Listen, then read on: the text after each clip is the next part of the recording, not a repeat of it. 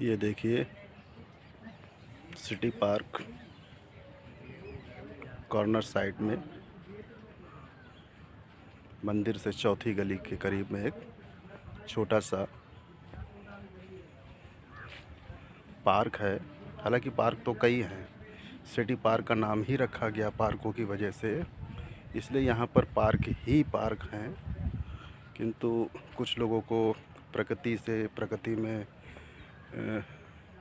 उपजे हुए वनस्पतियों से, पेड़ पौधों से बहुत ही लगाव होता है, बहुत ही आंतरिक वास्तविक प्रेम होता है।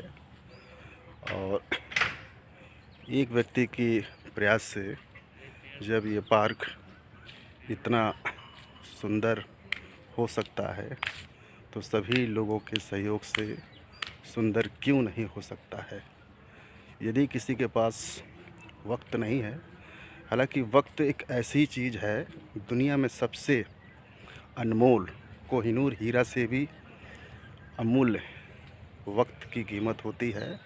वक्त की कीमत कोई अदा नहीं कर सकता है, कोई नहीं खरीद सकता है।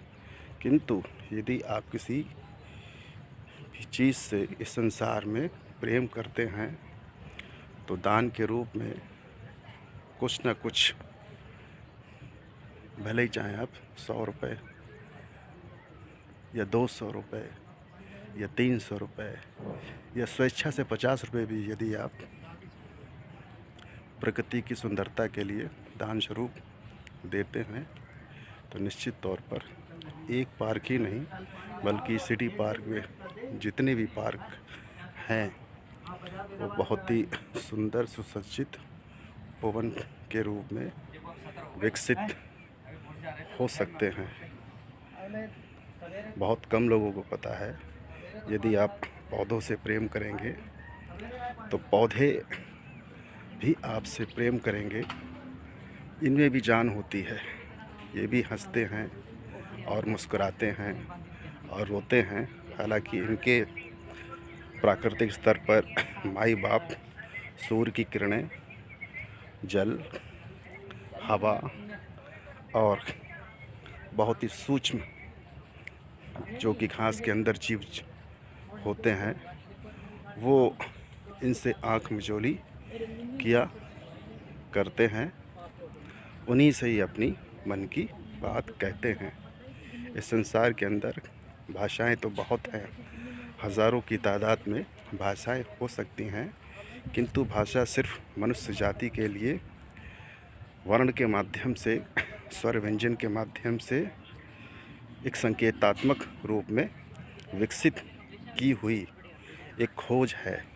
किंतु प्रकृति में भाषा को समझने का कोई यंत्र नहीं है, वो सिर्फ ध्वनि वाइब्रेशंस के माध्यम से, चाहे मनुष्य हो, चाहे जीव जंतु हो, या इस प्रकृति के अंदर कोई भी ऐसी चीज़ हो, जिस भाव से, जिस प्रकार का जो वाइब्रेशंस करता है, प्रकृति उसको मिनी सेकंड में सुन लेती है। और जो प्रकृति के प्रति समर्पित होता है, समाज के प्रति समर्पित होता है, उसको प्रतीक तत्कालिक रूप में उसको फल निश्चित तौर पर देती है। अक्सर आपने देखा होगा, जब कोई व्यक्ति वाहन चलाता है तो किसी किसी का एक्सीडेंट होता है, बहुत बुरी तरीके से एक्सीडेंट होता है, वाहन पूर्ण रूप से दुर्घटनाग्रस्त हो जाता है। किंतु वो प्रकृति से प्रेम करता है या समाज की सेवा करता है तो वो बाल बाल बच जाता है। तो लोग एक किंवदंती, एक वाक्य कहते हैं, जिसको राखे साईं मार न सके कोई, यही सत्य है। और कहीं कहीं पे ऐसा भी होता है कि किसी व्यक्ति का साधारण सा एक्सीडेंट होता है, किंतु उसकी सोच, नज़रिया, कार्य करने की शैली प्रकृति के विरुद्ध, समाज के विरुद्ध, मनुष्य के विरुद्ध, जीव जंतु के विरुद्ध सोच होती है।